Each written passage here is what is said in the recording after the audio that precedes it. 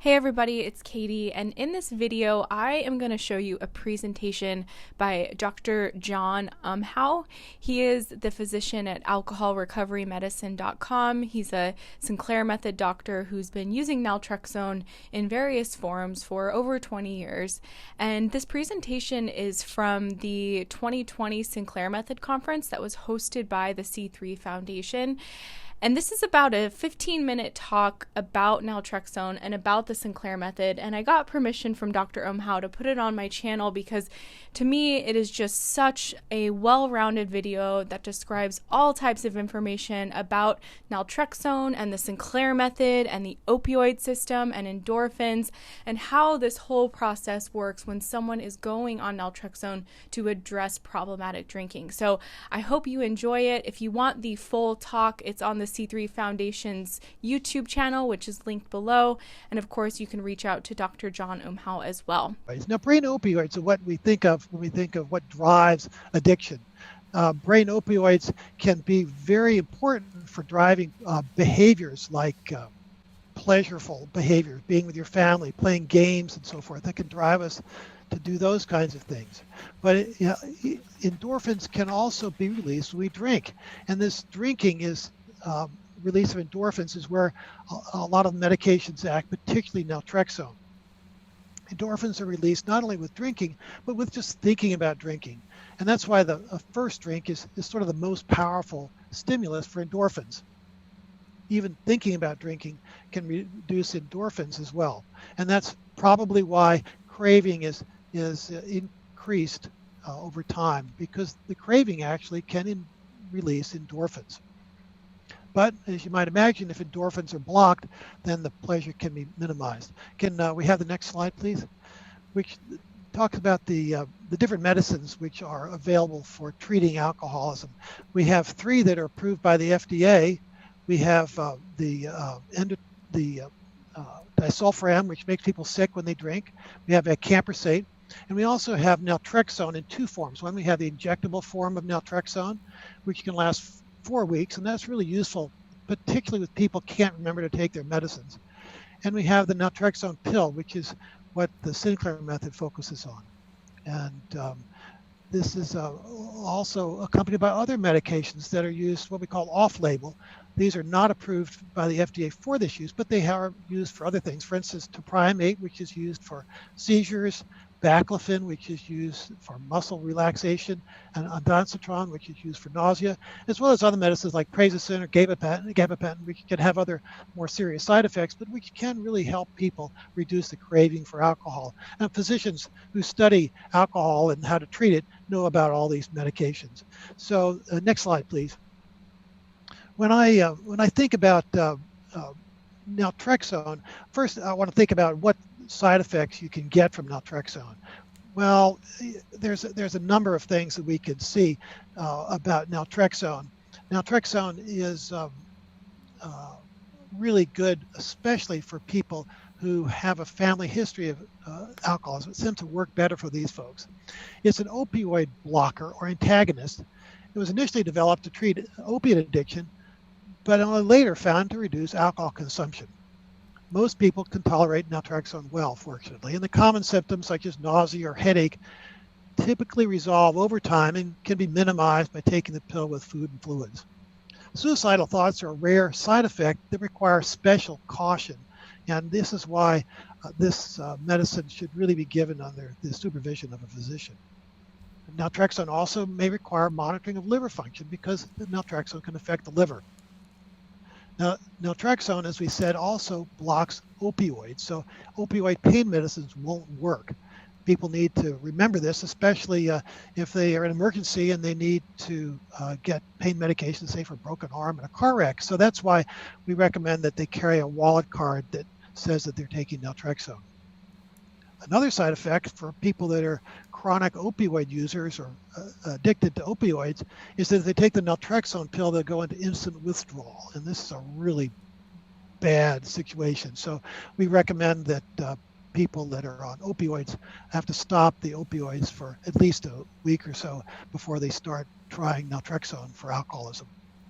A milder but analogous situation to this opiate withdrawal probably occurs in the chronic drinker who's drinking a lot of alcohol throughout the clock, because they have so much endorphin from the alcohol that when they take their first naltrexone pill, it's like going into withdrawal. And that's why sometimes the naltrexone needs to be guided by a physician so that the dose can gradually be increased and the side effects are less and it can be more tolerated.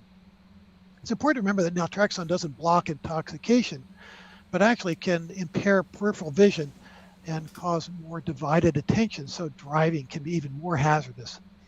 With daily naltrexone use, the body adapts and the opioid receptors upregulate. And what's really important to remember is that this upregulated receptor situation can stick around if naltrexone is suddenly stopped. So the effect is that people are more sensitized to things that cause endorphin release. Pleasure, or if someone's taking naltrexone every workday but stops the naltrexone on the weekend to go get drunk, they may find that these super sensitized opiate receptors make drinking especially pleasurable, and that makes it even harder for them to stop drinking. So that explains why compliance is really critical when you're talking about naltrexone. It's not for everybody, because not everybody is able to maintain this kind of compliance. So next slide, let's take a look about how the FDA first prescribed naltrexone. When I started using naltrexone more than 20 years ago, I was working at this alcohol research unit at NIH, and I used naltrexone dutifully following the FDA approved labeling. That is, after someone had been through detox or stopped drinking. My colleagues and I found that naltrexone didn't really work that great. Mostly, people experienced a dulling of life's pleasures when they took naltrexone, and eventually they quit and they would resume drinking. We also found that if people weren't compliant with taking it every day, it didn't work as well.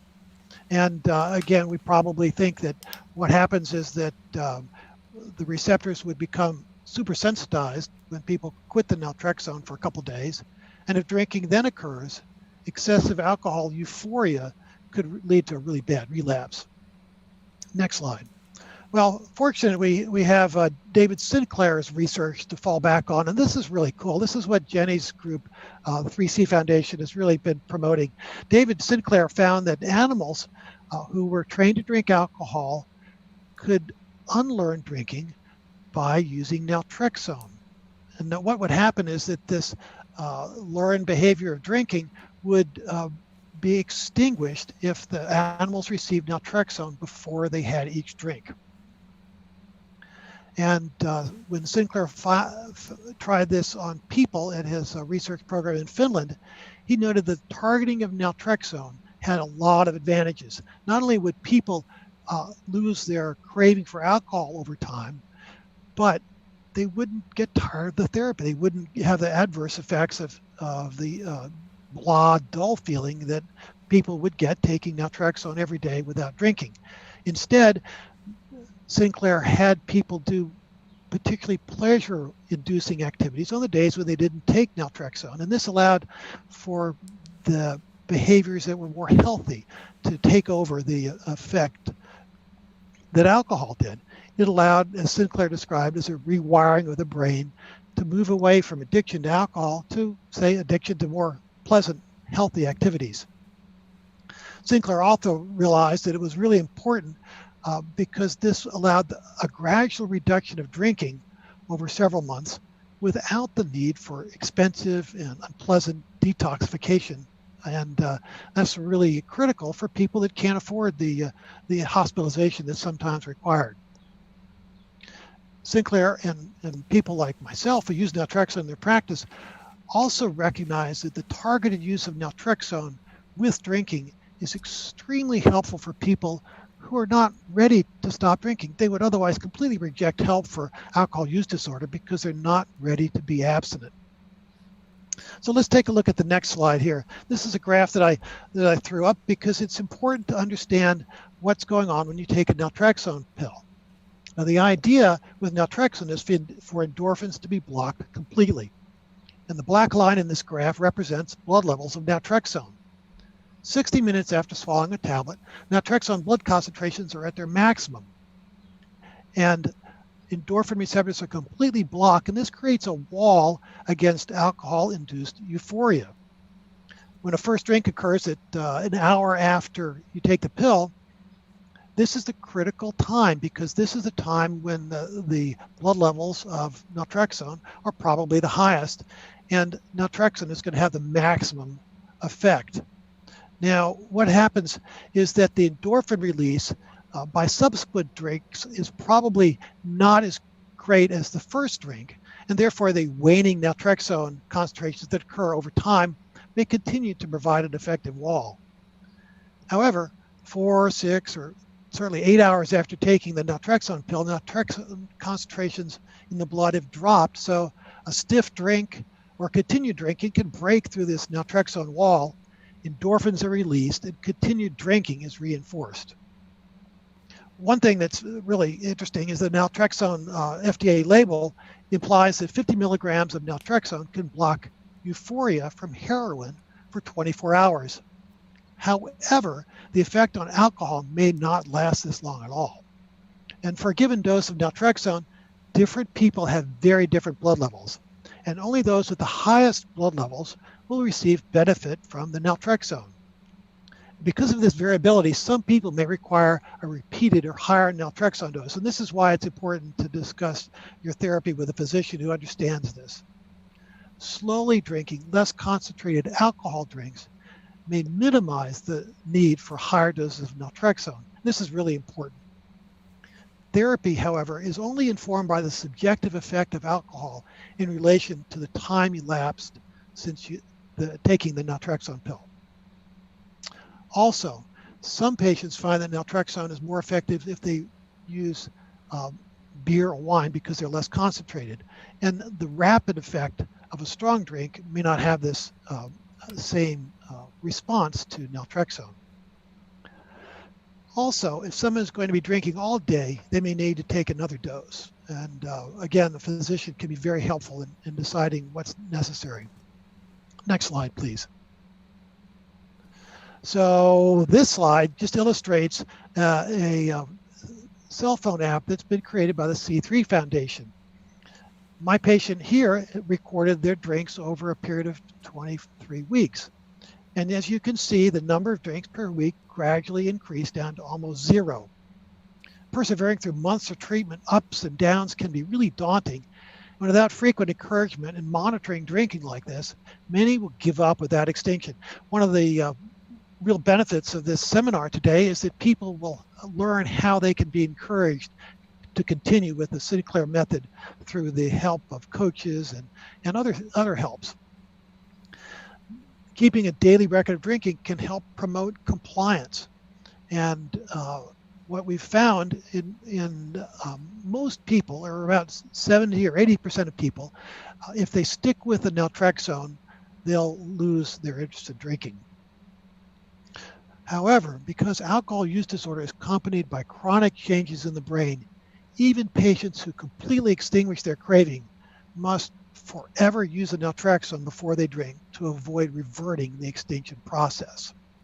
And let's go to the next slide, please. I've had a number of patients who faithfully followed the Sinclair Method to the point of extinction, only to begin drinking after years of really success. There are a number of reasons why I've found that this has failed in my patients. One, probably the most worrisome, is that someone will faithfully take the naltrexone pill.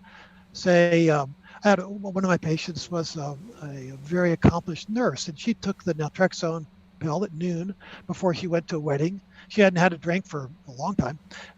She had a drink at 1 o'clock in the afternoon, and no problem at all. But as the day went on and the drinking with the wedding continued, by 4, 5, 6, 7, or 8 o'clock, the naltrexone pill had worn off, and she didn't think to take another one. But by midnight, she was really feeling every bit of the euphoric effect of alcohol. And the next day when she had a drink, she didn't even think of taking the pill and was back in her addictive pattern. And that's really something that I like to avoid. So that's sort of one of the main reasons why I encourage people to become abstinent if they reach extinction. It's just safer. Another reason why people fail the Sinclair method is because they may travel and not have naltrexone with them, or they forget to use it, or they run out. And of course, life events that can crush our spirit can really take away our desire for recovery, and people just want to forget and be under the effect of alcohol. And so they just give up. Social pressure for drinking and nostalgia for drinking and the fun that they remember with drinking can also be another reason why people relapse. So I hope this talk has been helpful. If you have any further questions, I have an alcohol telemedicine practice that may be of interest to you.